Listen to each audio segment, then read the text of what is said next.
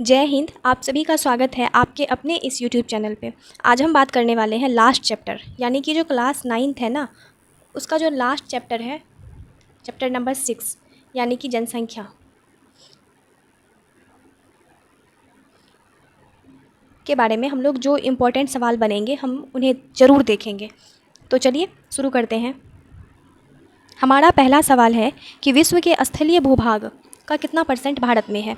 तो इसका जो सही आंसर हो जाएगा वो होगा, पहले तो ऑप्शन देखते हैं कि 2.4%, 5.2%, 4.2% या 6.2%। तो इसका जो सही आंसर हो जाएगा वो होगा ऑप्शन नंबर ए, यानी 2.4%।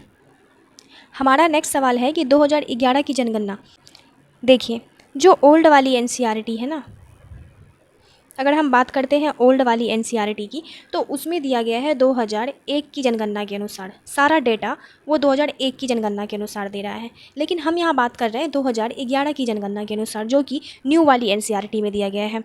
तो पहले तो हम दोनों को पढ़े हैं, ओल्ड वाली भी और न्यू वाली भी। तो ओल्ड वाली उतनी कुछ खास इंपॉर्टेंट थी नहीं, क्योंकि 2001 का सारा डेटा वहाँ से दिया गया है, और 2011 की जनगणना देखें तो वो न्यू वाली एनसीईआरटी में दी गई है। तो न्यू वाली एनसीईआरटी पढ़ना थोड़ा ज़्यादा बेहतर होगा। तो सारा सवाल वहीं से है।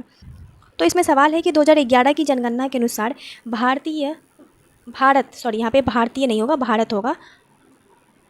भारत की सबसे ज़्यादा जनसंख्या वाला राज्य कौन सा, यानी कि स्टेट पूछा जा रहा है कि इंडिया में ऐसा कौन सा स्टेट है जिसकी पॉपुलेशन सबसे ज़्यादा है। ठीक है, तो ऑप्शन नंबर है कि बिहार, बी है महाराष्ट्र, सी है उत्तर प्रदेश, डी है पंजाब।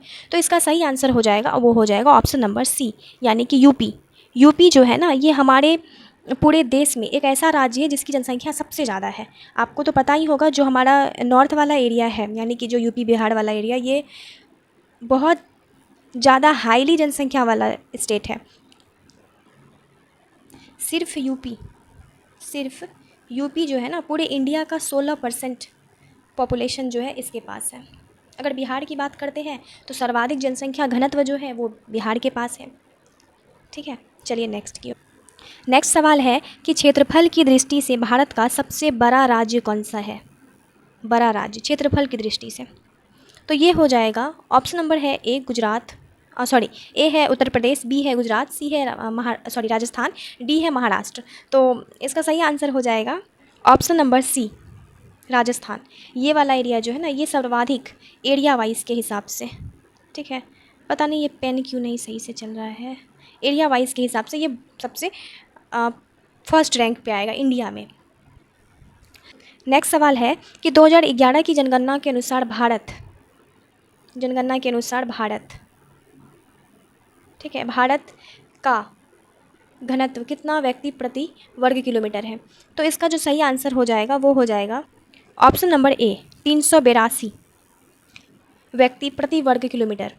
यानी कि कहने का अर्थ है कि किसी एक क्षेत्रफल में, यानी कि 1 किलोमीटर के दायरे में, अगर हम बात करते हैं 1 किलोमीटर के दायरे में कितना व्यक्ति रह रहा है। अगर इस 1 किलोमीटर के दायरे में मान के चलते हैं 200 व्यक्ति रह रहा है, या फिर 2000 व्यक्ति रह रहा है, जो कि पॉसिबल कहीं कहीं पे पॉसिबल है, हर जगह तो नहीं है। तो ये हो जाएगा हमारा घनत्व कितना है, डेंसिटी, जिसे हम लोग फिजिक्स में भी पढ़ते हैं, तो वो वाला है कि कितना घनत्व है, यानी भीड़ भाड़ कितना है। अगर हम कभी मेला जाते हैं तो मेला में देखते हैं ना कि वहाँ पे एक ही जगह पे बहुत सारे लोग भरे होते हैं, यानी कि क्या है, वहाँ का एकदम चलने में नहीं बनता है। तो वो क्या है, घनत्व बहुत ज़्यादा, यानी डेंसिटी पूरा एकदम भरा पड़ा है। तो इसीलिए बोलेंगे कि जो 2011 की डाटा के अनुसार अगर हम बात करते हैं तो वो हो जाएगा 382 व्यक्ति प्रति वर्ग किलोमीटर, यानी 1 किलोमीटर में 382 व्यक्ति। पूरे ऑल ओवर इंडिया के बारे में बात कर रहे हैं, राज्य के बारे में नहीं बात कर रहे हैं। बिहार का अलग है, यूपी का अलग है, और अरुणाचल प्रदेश का अलग है। हम ओवरऑल बात कर रहे हैं। नेक्स्ट है कि सबसे कम जनसंख्या घनत्व किस राज्य की है। अभी जितना भी हम लोग सवाल देखेंगे वो 2011 की ही जनसंख्या के अनुसार देखेंगे। तो इसका सही आंसर हो जाएगा, पहले तो ऑप्शन है कि सिक्किम, असम, मिजोरम, अरुणाचल प्रदेश। तो इसका सही आंसर हो जाएगा ऑप्शन नंबर बी, यानी अरुणाचल प्रदेश। यहाँ पे 17 व्यक्ति 1 किलोमीटर में रह रहा है। ठीक है, 17 व्यक्ति, यानी कि समझ सकते हैं आप। नेक्स्ट सवाल है कि बिहार का जनसंख्या घनत्व कितना है व्यक्ति प्रति किलोमीटर। ठीक है, तो इसका सही आंसर हो जाएगा, ऑप्शन तो आप देख ही रहे हैं, इसका सही आंसर हो जाएगा ऑप्शन नंबर ए, 1102। व्यक्ति। कहाँ अगर हम अरुणाचल प्रदेश की बात करें तो वहाँ मात्र 17 व्यक्ति रह रहे हैं, और यहीं अगर हम बिहार की बात करें तो वो हो जाएगा 1102 व्यक्ति। अंतर पता कर ही सकते हैं कि कहाँ पे जनसंख्या विस्फोट हो रहा है। नेक्स्ट सवाल है कि भारत का लिंगानुपात कितना है।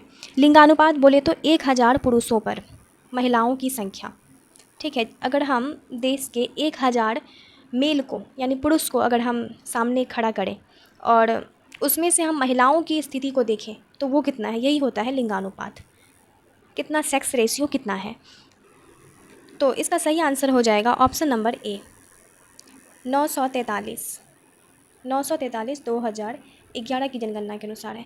अगर हम 2001 के आंकड़ों को देखें तो वो हो जाएगा 933। ठीक है, ये हो जाएगा 2001 के आंकड़ों के अनुसार, और ये हो जाएगा 2011 के अनुसार 943। हमारा नेक्स्ट सवाल है कि 2011 की जनगणना के अनुसार देश की साक्षरता दर कितनी है। ऑप्शन नंबर ए है 74%, बी है 73%, सी है 84% और डी है 95%। तो इसका जो सही आंसर हो जाएगा वो हो जाएगा नंबर बी, यानी कि 73%। नेक्स्ट है कि पुरुष साक्षरता दर कितनी है 2011 की जनगणना के अनुसार। तो ये हो जाएगा ऑप्शन नंबर ए 80.9%। नेक्स्ट पूछ रहा है कि महिला साक्षरता दर कितनी है।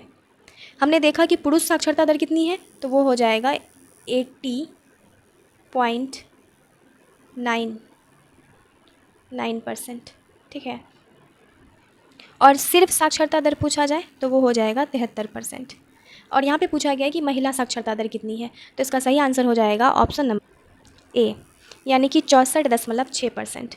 ठीक है, मेल का हो जाएगा कितना, तो 80.9। फीमेल का पूछा जाए तो वो हो जाएगा 64.6%। ओवरऑल पूछा जाए तो वो हो जाएगा 73%। ये जो है ना, आज का इतना ही सवाल रहा। हालांकि कुछ दिनों से वीडियो अपलोड नहीं कर पा रहे हैं क्योंकि मेरा भी एग्ज़ाम है और इस वजह से थोड़ा बिज़ी रहते हैं। एग्ज़ाम ख़त्म होने के बाद डेली वीडियोस आएगी और बहुत जल्द हम सारे सब्जेक्ट को कवर करने वाले हैं। और ये रहा हमारा जो क्लास 9th जो NCERT है क्लास 9th की, वो ख़त्म हुआ।